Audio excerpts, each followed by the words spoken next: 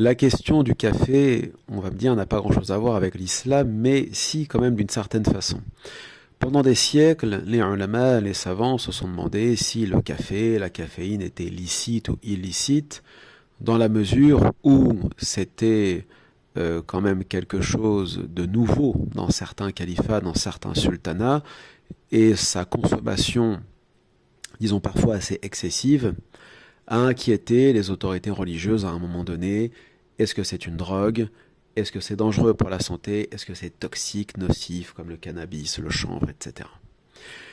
Je vais répondre juste ici à une question qui m'a déjà été posée, c'est comment continuer à boire du café quand on a l'estomac ou le ventre fragile, parce que c'est vrai que le café peut être particulièrement agressif et acide.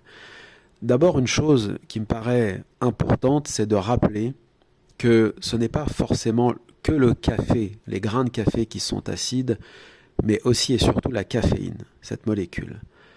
En fait, on a de l'acidité ou des acides dans les grains de café et dans la caféine. Donc si on prend un café soi-disant pas fort, pas trop torréfié, tout ça ne veut rien dire en fait.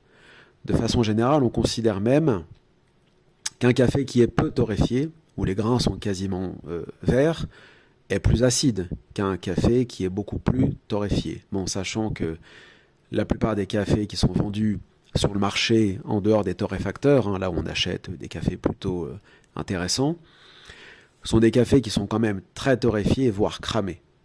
Et ça génère quand même beaucoup d'amertume, et ce n'est pas bon non plus pour ceux qui ont le ventre fragile et qui veulent continuer à consommer du café.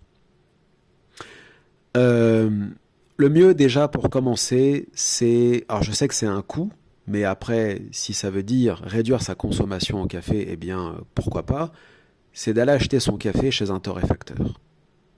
Là, vous aurez accès à toute une palette de cafés très différents, Kenya, Pérou, peu importe. Certains sont fruités, certains sont acides, certains sont des arabicas, d'autres des robusta, peu importe, mais ce sont des cafés de qualité, le torréfacteur connaît son métier, c'est lui qui les torréfie, c'est lui qui achète ce café, il passe par absolument aucune grosse entreprise en règle générale ou industrie, il va directement, pas forcément d'ailleurs rencontrer les cultivateurs, mais au moins il passe par des petits producteurs locaux de tel ou tel pays, donc on est sur un café de qualité. Maintenant, c'est pas tant le café en lui-même qui va poser problème, mais ce que je conseillerais à ceux qui ont vraiment envie de boire du café et qui ont des problèmes d'estomac, des problèmes gastriques, etc., c'est de prendre du décaféiné. Mais alors attention, il y a deux types de décaféiné sur le marché. Vous avez celui qui est décaféiné par une méthode naturelle, à l'eau, et ceux qui le sont par une méthode, chimique, industrielle, donc par processus de dissolvant, etc. Il ne faut absolument pas acheter ça. D'où le fait d'aller chez un torréfacteur qui propose des décaféinés de qualité et qui va vous conseiller justement un café décaféiné qui l'a été par un processus naturel. Ensuite, c'est surtout la façon dont on va infuser son café, parce qu'il y a mille et une façons d'infuser son café. On peut utiliser une machine à expresso, un percolateur, on peut utiliser une machine à piston, cafetière italienne. Toutes ces méthodes sont très différentes les unes des autres. Elles vont traiter les grains ou le café moulu de manière très différente dans la mesure où, en fonction de l'appareil, soit le café va être plus acide, plus fort, plus noir, plus... Bon. À noter que un café, une fois qu'il est servi, une fois qu'il est prêt dans son verre, dans sa tasse, ce n'est pas parce qu'il est clair qu'il est forcément doux ou faible en caféine. C'est faux. On peut boire un cold brew qui est très clair, mais qui est très fort en caféine et qui va vous faire mal au ventre. On va en parler après. Vous pouvez boire un café qui soit très foncé, un petit noir comme on disait avant, mais qui soit très doux, très peu amer, très peu acide. Donc tout ça ne veut rien dire. C'est pas sur la couleur vraiment qu'on va se baser. C'est plutôt sur le café, ses grains, la torréfaction, plus elle est claire, plus elle est acide. Donc il vaut mieux qu'il soit torréfié quand même un minimum. Et ensuite l'appareil qu'on va utiliser.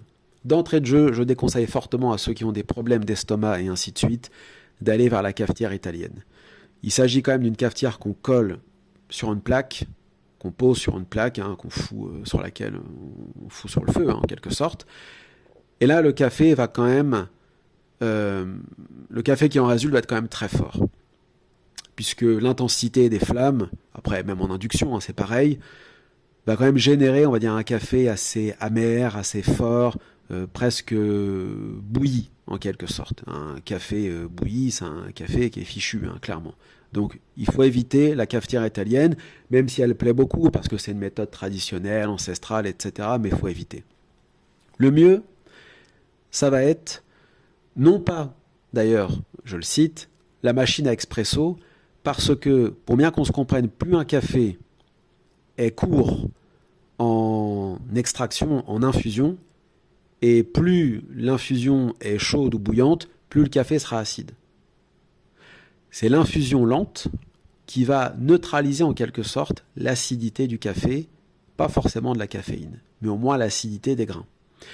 Donc partir sur les machines à l'ancienne à filtre, bon moi j'aime pas du tout ces machines, mais admettons, là on est sur une machine avec son filtre qui relève d'une infusion assez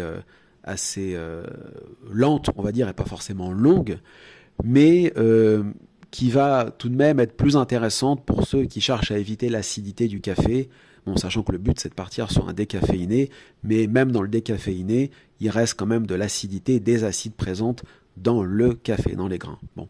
Donc cette machine est quand même assez intéressante.